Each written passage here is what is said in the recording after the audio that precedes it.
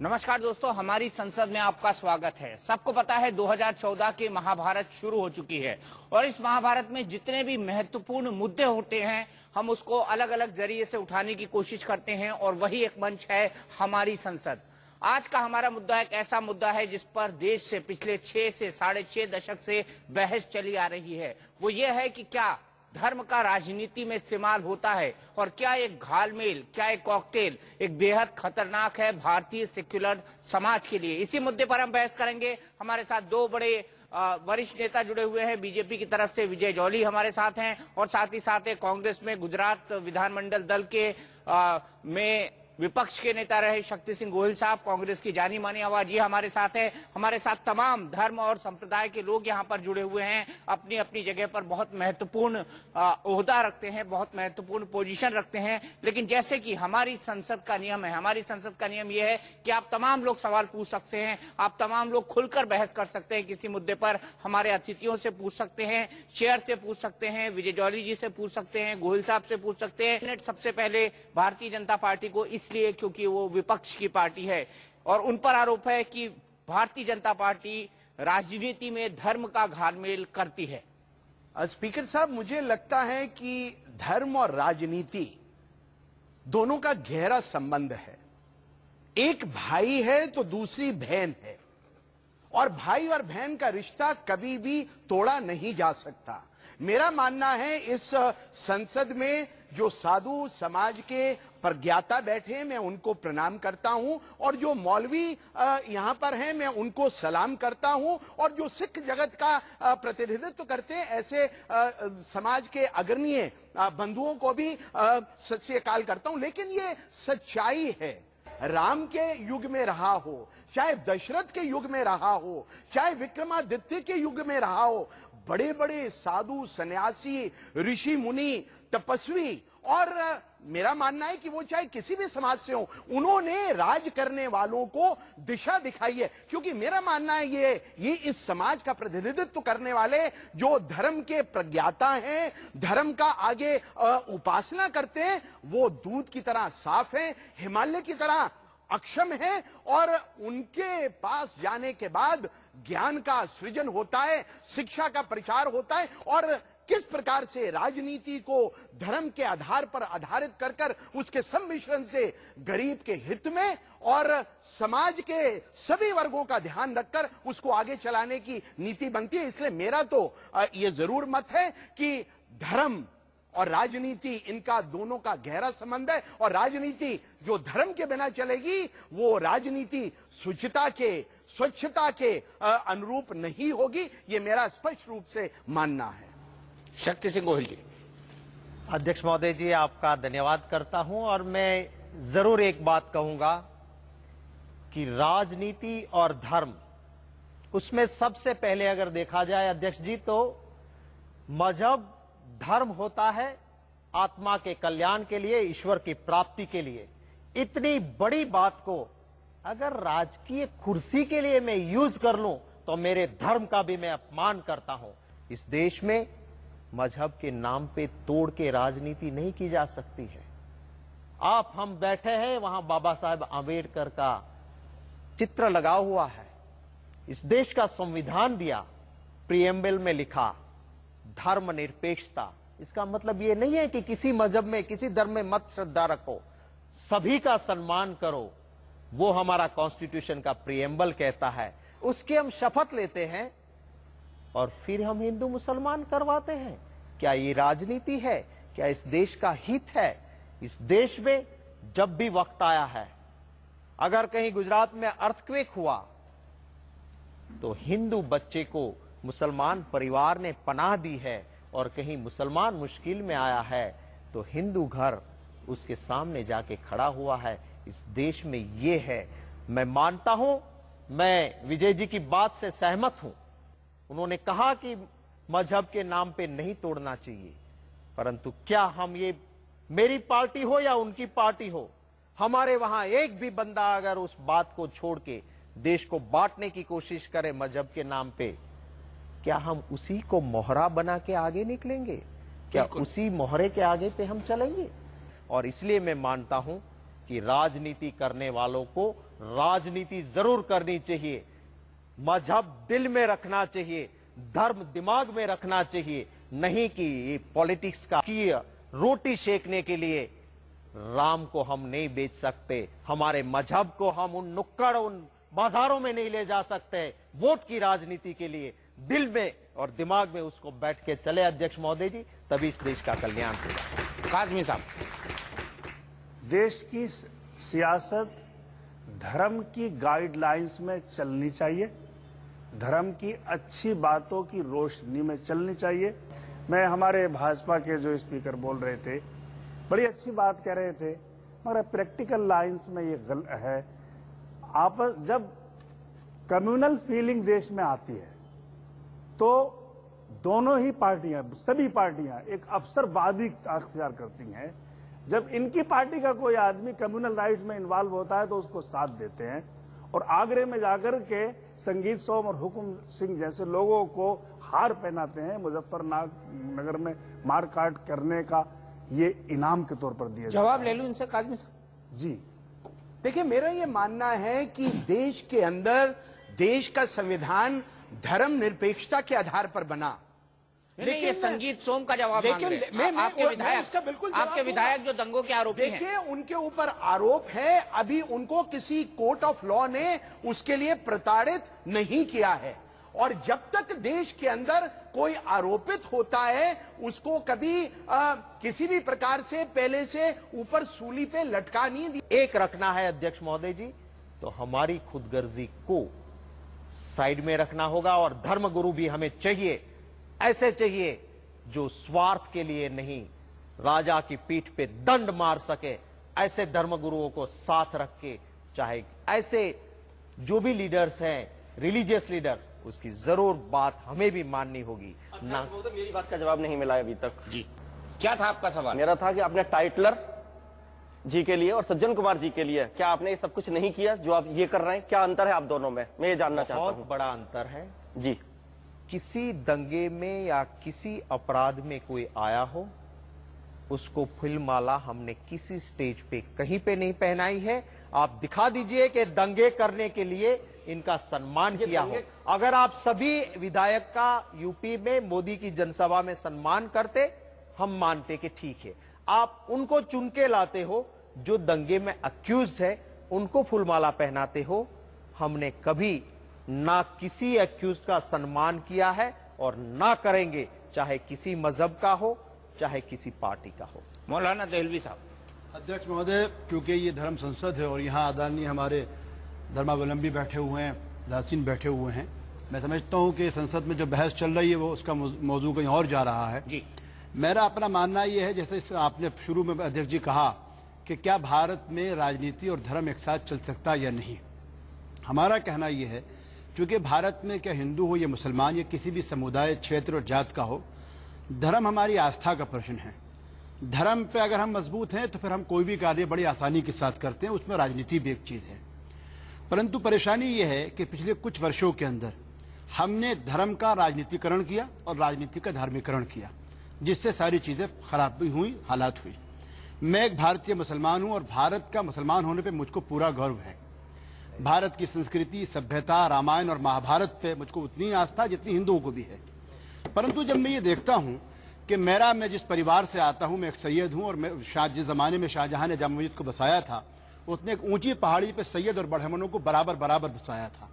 मैंने राम को उस वक्त देखा जब राम के बारे में इकबाल ने कहा था, बुलंद है जिसकी वजह से बामे हिंद, अहले नजर कहते हैं उसको इमाम हिंद, यानी राम के बारे में राम को हिंदुस्तान का इमाम माना था। मैंने उस भगवान राम को उस वक्त देखा था जब वो एक दरबार में होते थे, दाएं तरफ लक्ष्मण थे, बाएं तरफ जानकी होती थी, पैरों में उनके हनुमान थे। लेकिन मैंने 92 में भी उस राम को देखा है जिसके हाथ में बाण था। मैंने अपने घर में और अपने पड़ोसियों के अंदर ब्राह्मणों के बीच में रह के शिवरात्रि भी देखी है, और मैंने वहां हर हर महादेव सुना, उसके अलावा किसी नेता या व्यक्ति विशेष के नाम पर हर हर करते हुए नहीं देखा। मैंने त्रिलोकपति के नाम पे नमो हरि नारायण मोदी सुना है कि नहीं, मैं यहाँ हर हर मोदी सुना है। मैंने त्रिलोकपति के नाम पे स्वामी स्वरूपानंद जी हो या शंकराचार्य कोटि कामा कोटि हो या गोवर्धन पुरी, मैंने उन सब के जाके नमो हरि नारायण खुद अपने मुंह से कहा है, पर मैंने कभी नमो किसी व्यक्ति के नाम पर नमो नमो कहते हुए नहीं सुना। क्या कांग्रेस हो या बीजेपी हो, मेरा कहना यह है कि आप धर्म का राजनीतिकरण मत कीजिए। धर्म बहुत आस्था की चीज है, धर्म हमारे सबसे सर्वोपरि है। हम इन धर्मावलंबियों का उतना ही आदर करते हैं जितना हम अपने इमाम और मौलवियों का करते हैं। परंतु परेशानी हमारी जब होती है, जब आप पगड़ी पहनने में आपको परेशानी नहीं होती, आपको फेटा डालने में कोई परेशानी नहीं होती। स्वामी स्वरूपानंद जी महाराज और गोविंदपुरी महाराज को हमने देखा है कि हम उनके घर, उनके आश्रम में जाके हमने रोजा इफ्तार करा है, लेकिन कभी हमको उन लोगों ने ये नहीं कहा कि आपके करने से इस आश्रम की शोभा में कुछ कमी आ जाएगी। कांची कामाकोटि शंकराचार्य की जहां पीठ है उसके बराबर में मस्जिद है। आरती के वक्त आजान की आवाज को नीचे कर लिया जाता है और आजान के वक्त आरती की आवाज को नीचे कर लिया जाता है। अगर इस धर्म ऐसी राजनीति होगी तो मैं हाथ जोड़ के इन सब धर्मगुरुओं से कहता हूं, इन दोनों को मार्गदर्शन दीजिए, वरना ये देश ऐसे विनाश की तरफ जाएगा जिसको हम कोई नहीं रोक सकते। कोई नहीं रोक सकते। हिंदुस्तान में हिंदुत्व है, और हिंदुत्व है तो कहां? और मानो कि अगर जो यही राष्ट्र है तो उस राष्ट्र की आत्मा बची है या वो भी मार डाली सोने की चिड़िया कहा जाने वाला देश? सोना कहां चला गया, चिड़िया कहां उड़ गई? बची भी है या समाप्त हो गई? मैं आता हूँ महामंडलेश्वर जी, मैं आता हूँ। सबसे पहले महामंडलेश्वर जी, मैं 1 मिनट में आपके पास आ रहा हूँ, बड़ा क्विकली इनका जवाब ले लूं क्योंकि बड़ा मौजूद सवाल उठाया है। विजय जावली जी, बड़ा सीधा सा, हिंदुत्व मोदित्व में बदल गया है आपकी पार्टी में। देखिए, जिस प्रकार का वातावरण देश के अंदर है और देश की जनता का विश्वास, चाहे राजनीतिक क्षेत्र के हों, चाहे सामाजिक क्षेत्र के हों और धार्मिक क्षेत्र के मौलवी हों या मेरे महात्मागण हों, सबका विश्वास भारत की आस्था और भारत को मजबूत करने के अंदर। आज ये सच्चाई है जॉली जी, आप अपनी बात का जवाब नहीं दे रहे हैं। 84% भैया क्या कर रहा है बताइए, दोनों ने जवाब विजय भैया, राम राज या मोदी देलवी भाई, चलिए इसी का जवाब दीजिए। देखिए, मोदी के राज्य में ही राम राज्य आएगा और हिंदू और मुसलमान, सिख और ईसाई, हर हर महादेव क्यों नहीं होता? हर हर मोदी को होता है विजय भैया, हर हर महादेव क्यों नहीं होता? यहाँ पर एक आवाज उठी। लेकिन सबको समान। विजय भैया 1 घंटे से रोक रहे हैं, बताओ रुकने को तैयार नहीं हो भाई, ऐसे कैसे? शक्ति सिंह गोयल जी जवाब दे रहे हैं। विजय शक्ति भाई, एक बार इनसे भी लेते हैं, फिर आएंगे। दीपांकर जी की सुन लीजिए। हमें सिर्फ ये कि जिस व्यक्ति ने आपके ऊपर 58 मुकदमे लदवा लिए, आप उस वेदांती को इग्नोर करके आज जेल में तो भिजवा रहे हो। उस वेदांती को आज इग्नोर क्यों किया? चिन्मयानंद को इग्नोर क्यों किया? मुझे इस बात का जवाब चाहिए कि सियासत में धर्म का इस्तेमाल कीजिए। आप ये तो बताइए कि धर्म को कैसे आप उपेक्षित बना सकते हैं, और कौन सी सियासत ऐसी है जो हिंदुस्तान में धर्म से ऊपर हो? और अगर जो धर्म से ऊपर सियासत होगी तो निसंदेह धर्म दंड ही नहीं लगेगा, धर्म से दंड मिलेगा, निसंदेह मिलेगा। देखिए, आपने जिन धर्म गुरुओं का नाम लिया है मैं उनका सम्मान करता हूं। हाँ, ये जरूर हो सकता है पार्टी के राजनीतिक घटनाक्रम के अंदर हम या मेरी पार्टी उनको लोकसभा के लिए नामांकित नहीं कर सकती होगी, लेकिन उनके प्रति हमारे मन का आस्था, विश्वास और आदर वो कभी कम नहीं हो सकता। मतलब के मीठा मीठा गप गप कड़वा कड़वा थू। जो पैराशूट कैंडिडेट आ रहे हैं उनके लिए आपके पास जगह है, जो आपकी पार्टी के लिए 20 साल से काम कर रहे हैं उसके लिए जगह नहीं है, उसके लिए सीट नहीं है आपके पास। जो आज नए कैंडिडेट आ रहे हैं उनके लिए आपके पास सीट है। परिभाषा को समझना, ये पैराशूट कैंडिडेट लेके आ रहे हैं, दिल्ली में लेके आ रहे हैं, बॉम्बे में लेके आ रहे हैं, कलकत्ता में लेके आ रहे हैं। पर नहीं आप आए हैं। महामंडलेश्वर जी, सुनिए, आत्मना प्रतिकूलानी परेशान न समाचरित, ये धर्म की शाश्वत परिभाषा सार्वभौम है जो हमारे भीष्म पितामह के द्वारा कही गई थी। हम दूसरों के साथ में वह व्यवहार न करें जो हमें अपने लिए पसंद है। Do not do to others what if done to you will dislike, ये धर्म की परिभाषा थी। और इसलिए बीजा साथ वाहन को जो पता नहीं मुझे पसंद हो, ये गुजरात में कहा जाता है। धर्म का मतलब ये नहीं है केवल मंदिर जाना, मस्जिद जाना, गुरुद्वारा जाना, चर्च जाना। धर्म मंदिर से शुरू होता है, मस्जिद से शुरू होता, समाप्त नहीं होता। धर्म रामायण से शुरू होता है, गीता से समाप्त होता है। और आपको अब ये बताना आवश्यक समझता हूं, हमारी आजादी गीता ने दिलाई, रामायण ने दिलाई। और गीता के नाम पर अंग्रेजों को ये पता नहीं था गीता कौन सी नाम की महिला है, अरेस्ट वारंट निकाल दिया था। और अंत में वो अरेस्ट वारंट पता लगा गीता कोई महिला नहीं, ये भगवान की चिरंतर वाणी है, तो उन्होंने अपना वो वारंट वापस लिया और गीता को गले में लगा करके भगत सिंह लगते थे। और बहुत से हमारे सेनानियों कुर्बानी दी थी। तो गीता मतलब सर्व धर्म, रामराज की परिभाषा क्या है? सब धर्म करें, सब नर करें परस्पर प्रीति, चले ही स्वधर्म निरत सुनीति, सब गुणज्ञ पंडित सब ज्ञानी, नर और नारी चतुर सब गुनी, अल्प मृत्यु नहीं कम न हो पीरा, सब सुंदर से ब्रुत शरीरा, रामराज बैठे त्रलोका, हर्षित भय गए सब सोगा, दैहिक दैविक भौतिक तापा, रामराज नहीं काहू व्यापा। ये धर्म की परिभाषा थी। संप्रदाय अलग है। सुनिए, संप्रदाय इंसानों के द्वारा शुरू किया जाता है, धर्म सार्वभौम है, अपौर से है, जिसे भगवान ने शुरू किया वो धर्म, जिसे उनके सन ऑफ गॉड ने, उनके पैगंबरों ने, तीर्थंकरों ने शुरू किया, वो पंथ है, वो संप्रदाय है। इस संप्रदाय निरपेक्ष हमारा देश है। धर्म तो एक था, एक है, एक ही रहेगा। धर्म दो नहीं होता।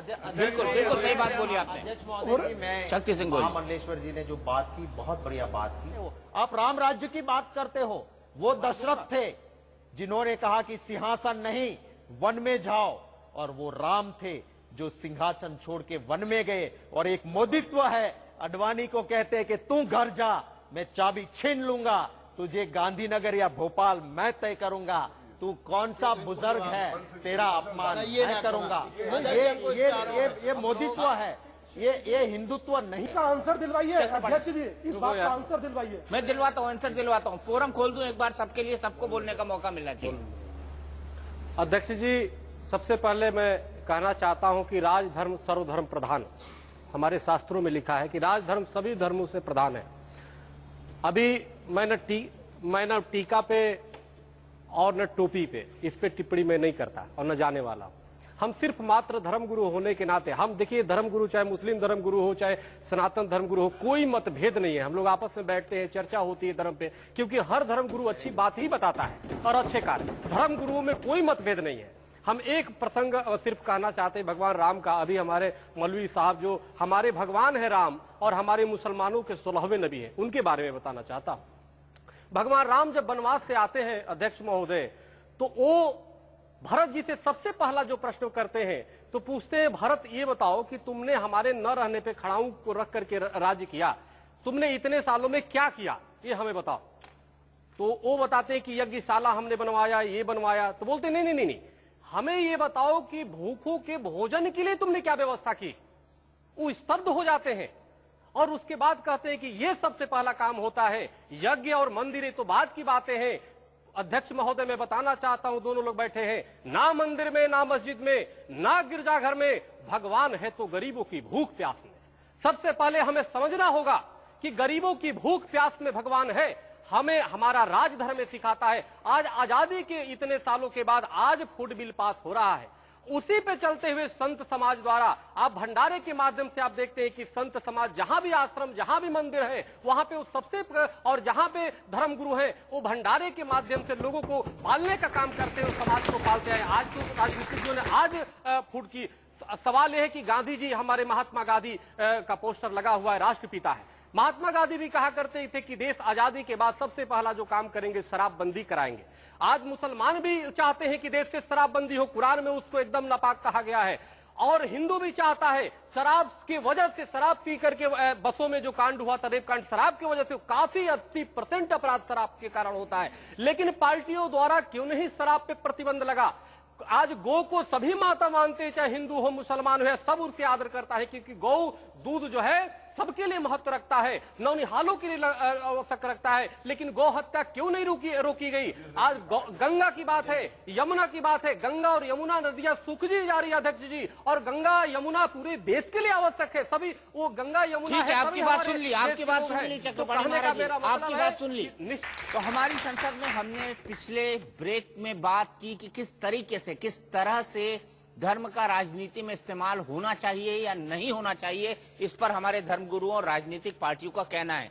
लेकिन एक बड़ी बात थी, जब भारत की राजनीति थी मंडल और कमंडल की, उस पर भी हम हमारे एक्सपर्ट से बात करेंगे। लेकिन क्या कमंडल की राजनीति अब पीछे छूटती जा रही है? क्या 2014 के चुनाव कमंडल की राजनीति को पूरी तरह से विराम लगा देंगे? ये सवाल इसलिए कि उत्तर प्रदेश के अभी तक के जितने भी टिकट डिस्ट्रीब्यूट हुए हैं, भारतीय जनता पार्टी ने एक भी भगवाधारी को टिकट नहीं दिया है। ऐसा क्यों? विजय जौली जी, सीधा सवाल। चिन्मयानंद जी को टिकट नहीं दिया ना? जनता पार्टी चिन्मयानंद जी को नहीं मिला, वेदांती जी को नहीं मिला। साथ में एक बात और जोड़ देते हैं विजय जी, कि जिस देश में देववाणी कही जाती है संस्कृत, आज उस संस्कृत का देश से नामो निशान कैसे? चलिए इस पर आएंगे, इस पर आएंगे, इस पर आएंगे, इस पर आएंगे। इन्होंने जो बात कही मैंने उसको नमस्कार किया और उसको एक्सेप्ट किया।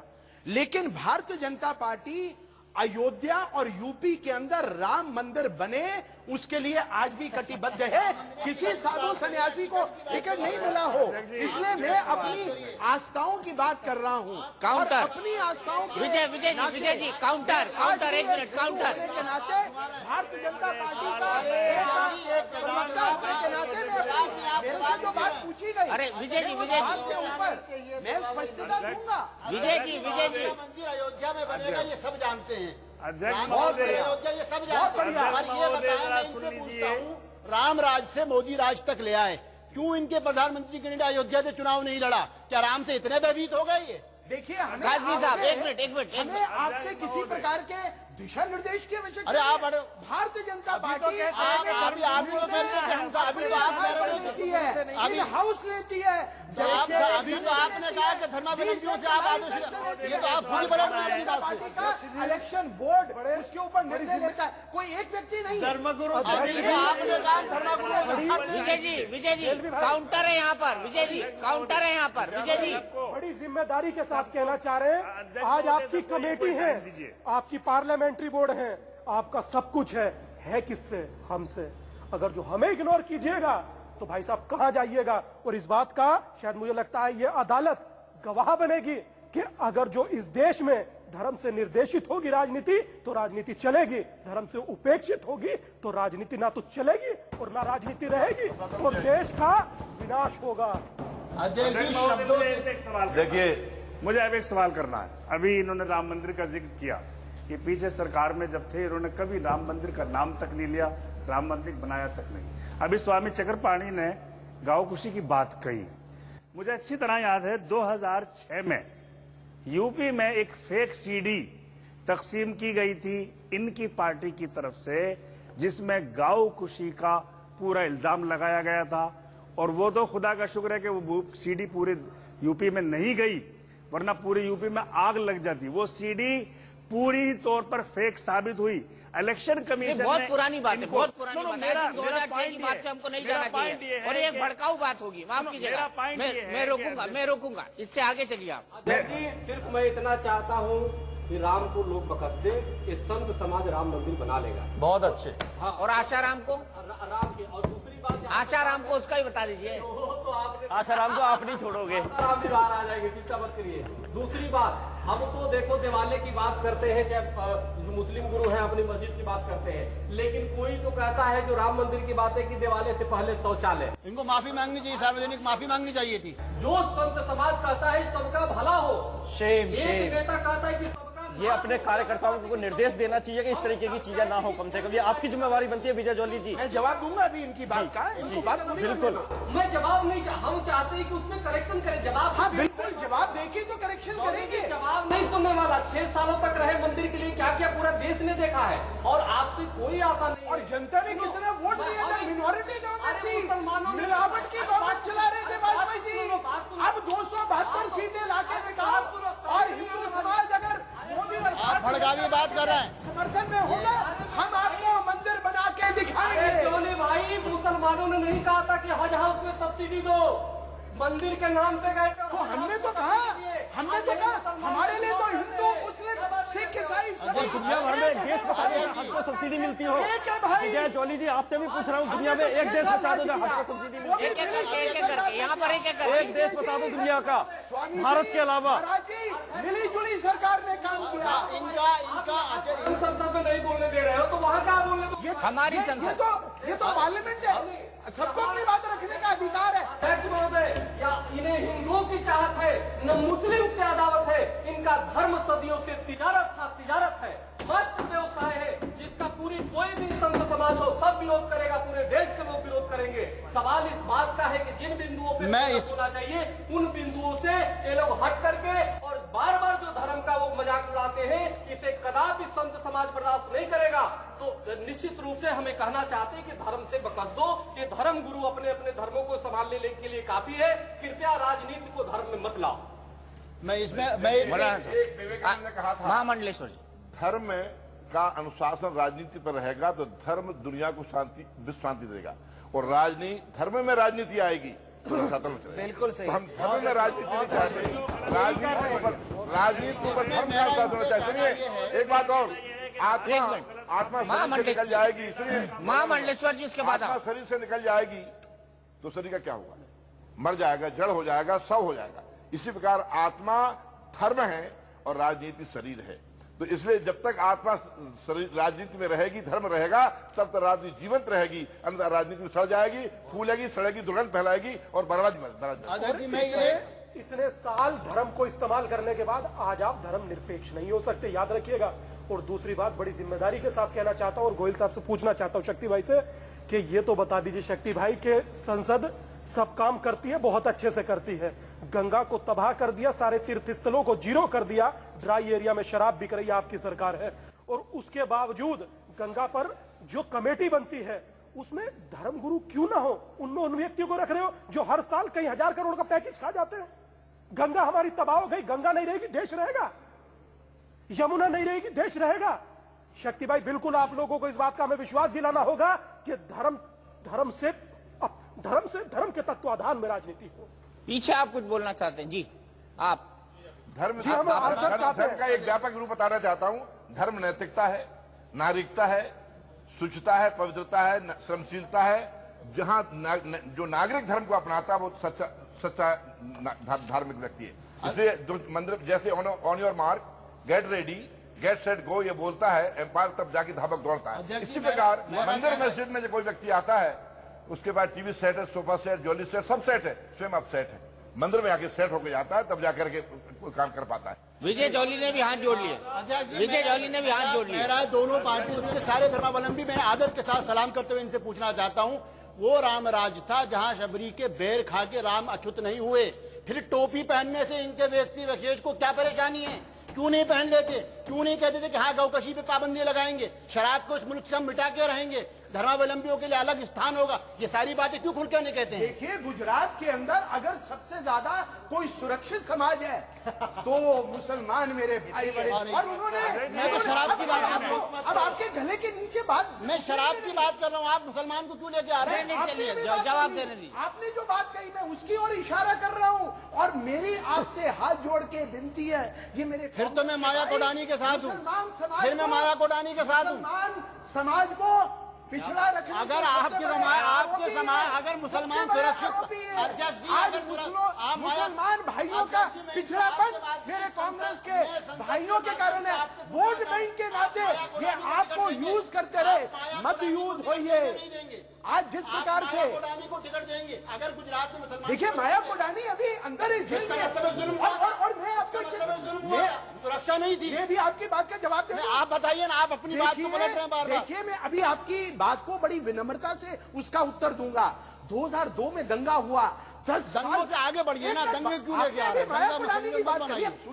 सुनिए तो सही। सवाल शराब की बात करिए। आप पांडे जी शराब के ऊपर पाबंदी लगाएंगे, मोदी की बात करते हैं। सुनिए तो सही, 10 साल के अंदर law did take its course in Gujarat. 10 साल के अंदर मंत्री सलाखों के पीछे गया। मेरे कांग्रेस के मित्रों के 3 साल के अंदर एक भी सरदारों का हत्यारा सलाखों के पीछे गया। क्या आप बताइए, शराब पे पाबंदी एक पुराने मुद्दे पर चले गए हम। फिर I think we have to be forward looking. हमको 2014 की बात करनी है, 2016 की बात करनी है। विकास चाह रहा है, आप शराब पे पाबंदी, देश आगे बढ़ना चाह रहा है। अगर मोदी जी सरकार बनाते हैं आप शराब पे पाबंदी लगाएंगे या नहीं? ये कोई इकलौता ये गुरु बनना चाहता है और आप छोटी छोटी बातों में शराब छोटी बात है। कमाल है। एक मिनट कमाल है। ये सारे गुरु बैठे हैं, जब तक इन गुरुओं को सम्मान नहीं मिलेगा, मार्तंडपुरी जी ने बहुत अच्छी बात कही थी, इन गुरुओं को सम्मान हम दे नहीं सकते। विश्व गुरु बनने का सपना देखते हैं। और बात मार्तंडपुरी, एक सेकंड लेंगे। इशारे की बात विजय भाई ने कही थी, इशारे से एक बात कहते हैं, राजनीति और कूटनीति दो भाव होते हैं राजनीति के। राजनीति वो थी जो सिद्धांतों पर चलती थी और कूटनीति वो थी विजय भाई जो इशारों पर चलती थी। दुख की बात यह है कि सिद्धांत अब बचे नहीं, इशारे जालिम कोई समझ नहीं रहा। A little knowledge is a very dangerous thing. आगे इसके खतरनाक परिणाम होंगे। मैं केवल एक बात मार्तंडपुरी जी, मार्तंडपुरी जी, एक मिनट मार्तंडपुरी जी, फिर मैं आपके पास आ रहा हूँ। मैं फिर आ रहा हूँ, आपके पास आ रहा हूँ, इतना वक्त जाया कर। अभी कहा आदरणीय ने विश्व गुरु बनना है, हमारा ये कहना है कि जब कोई व्यक्ति दूसरों का गुरु बनने चलता है तो खुद का गुलाम हो जाता है, और जब आप अपने गुरु बन जाते हैं तो दुनिया आपकी गुलाम हो जाती है। राजनेता किस विश्व गुरु की बात कर रहे हैं? ये किसी को माने तो अपने गुरु पहले खुद बनिए, अपने भीतर सत्य और धर्म स्थापित करिए, अपने गुरु बनने के बाद ही दुनिया आपको गुरु स्वीकार करेगी। कंक्लूडिंग पॉइंट पर आते आते मैं फिर से अपने दोनों मुअज्जिज मेहमानों की तरफ चलूंगा। सबसे पहले भाई शक्ति सिंह गोहिल जी। शक्ति सिंह गोहिल जी, कांग्रेस पर यह आरोप लगातार बीजेपी लगाती रही है, कई पार्टियां लगाती रही है कि धर्मनिरपेक्षता के नाम पर आपकी पार्टी, आपकी सहयोगी कई सारी पार्टियां धर्मनिरपेक्षता का हुआ दिखाकर, मोदी का हुआ दिखाकर मुसलमानों को डरा रही है। क्या ये सच है? जब कोई भी इंसान पैदा होता है वहां का सिटीजन बनता है, उसके हाथ में नहीं होता है। मैं चाइना में पैदा होता, चाइना का सिटीजन होता। इस दुनिया में सिर्फ एक हिंदुस्तान के मुसलमान है जिनके पास चॉइस थी कि हिंदुस्तान का सिटीजन बनूं या पाकिस्तान का, और उन्होंने ये तय किया कि मैं इस वतन का, हिंदुस्तान का सिटीजन बनूं। ऐसे मुसलमानों को क्या कोई डरा सकता है? अगर कोई ये कहता है कि हम डराते हैं तो वो भी इनका अपमान है, इनको कोई डराते नहीं है। पर जो हकीकत है आप उससे कैसे दूर भाग सकते हो? हकीकत यह है कि गुजरात में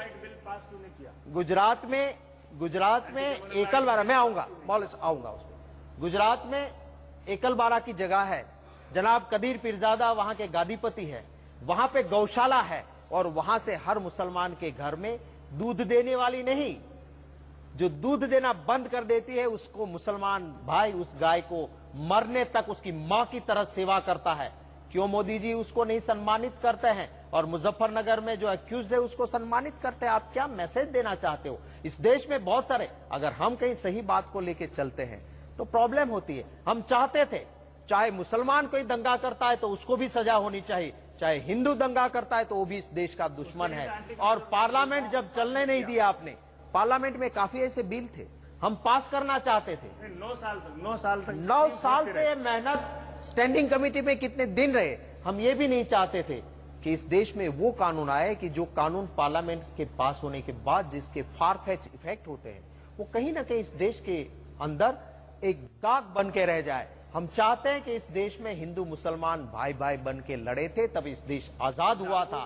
आज भी क्रिकेट की टीम है, उसमें अगर हमारा हिंदू भाई और मुसलमान भाई, आज हमारा युवराज और इरफान खान, यूसुफ खान साथ खेलने जाते हैं, तब हम वर्ल्ड कप जीत के आते हैं। हिंदू मुसलमान करके इस देश को भी तोड़ेंगे, हम भी हारेंगे, ये देश भी हारेंगे। जो धर्म गुरुओं की बात करते हो, मैं मानता हूं, मैं धर्म गुरु का सम्मान भी करना चाहिए, उनकी बात भी माननी चाहिए, पर उनको राजनीति में ले जाके उनको राजनीति से ऊपर रखना है, ये जरूरी है। ये क्या करते हैं भाजपा, चाहे हिंदू धर्म का कोई भी धर्म गुरु हो, यूज एंड थ्रो, उनकी बात यहां पर भी वो नहीं सुनने के लिए तैयार है। वो बोलते हैं तो कूद पड़ते हैं, उन्हें यहां भी धर्मगुरु को जो बोलने नहीं देते हैं, इस पार्लियामेंट में भी वो बाहर क्या धर्मगुरु का काम करेंगे। और वक्फ बोर्ड में आंख बंद करके बैठने वाला इंसान तो अच्छा है, किसी महिला के पीछे आंख लगा के जासूसी करने वाले से तो वो इंसान है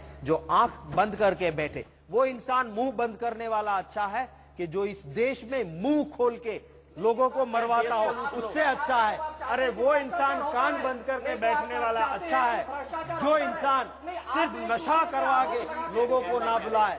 वो मेरे लिए आपने अपनी बात रख दी, जवाब मिल गया। जॉली जी, आखिरी सवाल मेरा आपसे, 1.5 मिनट का वक्त है आपके पास, और जवाब सवाल यह है कि मोदी का नाम लेकर आप देश में मुसलमानों को छोड़कर हिंदुओं का वोट बटोरने की कोशिश कर रहे हैं, पोलराइजेशन की राजनीति कर रहे हैं धर्म के नाम पर। देखिए आदरणीय स्पीकर साहब, मैं अपनी बात को सिर्फ ये बात कह के विराम दूंगा, ना मैं हिंदू की बात करता हूं, ना मैं मुसलमान की बात करता हूं, मैं तो उस मोदी की बात करता हूं जो देश को विकास के धारा पर लेके जाना चाहता है, जो भ्रष्टाचार को समाप्त करना चाहता है, जो अपने राम राज्य के अंदर महिलाओं के ऊपर दिल्ली के अंदर बलात्कार हो जाए, खुद मुख्यमंत्री जासूसी करता है। आपके अमित राहुल शाह की गांधी सीढ़ी कहाँ गए? अमित दिल्ली शाह में की महिलाओं सीढ़ी की राहुल गांधी जी का कोई नहीं कह सकता ऐसा। आप चुप रहे।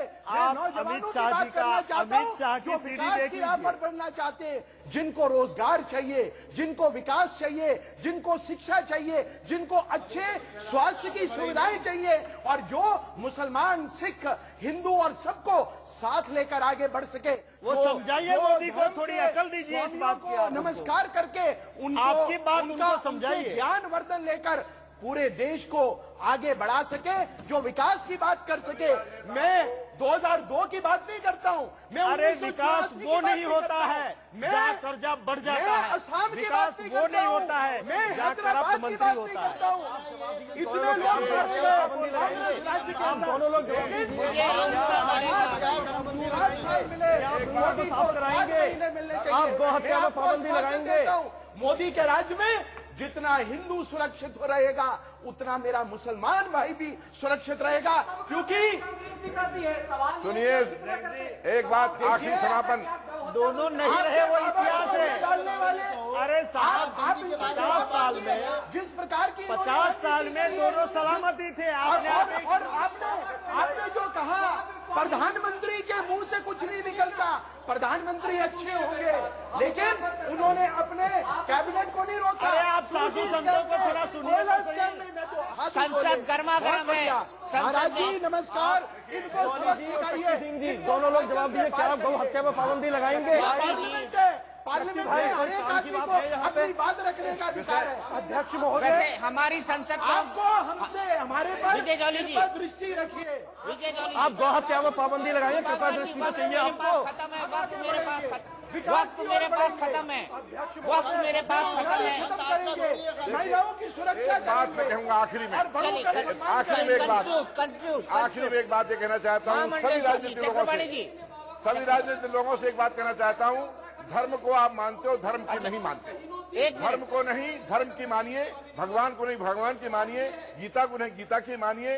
कृष्ण को नहीं, कृष्ण की मानिए। तो आज भगवान को तो मानते हैं, धर्म को, धर्म की कोई नहीं माना जाता। बिल्कुल, बहुत अच्छे नोट पर, धर्म को नहीं धर्म की मानिए। और अगर वाकई हम धर्म की मानने लगेंगे तो हमारी राजनीति का ढर्रा, हमारे समाज का ढर्रा, हमारे विकास का ढर्रा, पूरा ढर्रा बदल जाएगा। और उम्मीद हम ये करते हैं कि 2014 के इस महारण में धर्म और राजनीति का घालमेल नहीं होगा, और कम से कम ध्रुवीकरण की राजनीति नहीं होगी। यही हमारी इस संसद की उम्मीद है। बहुत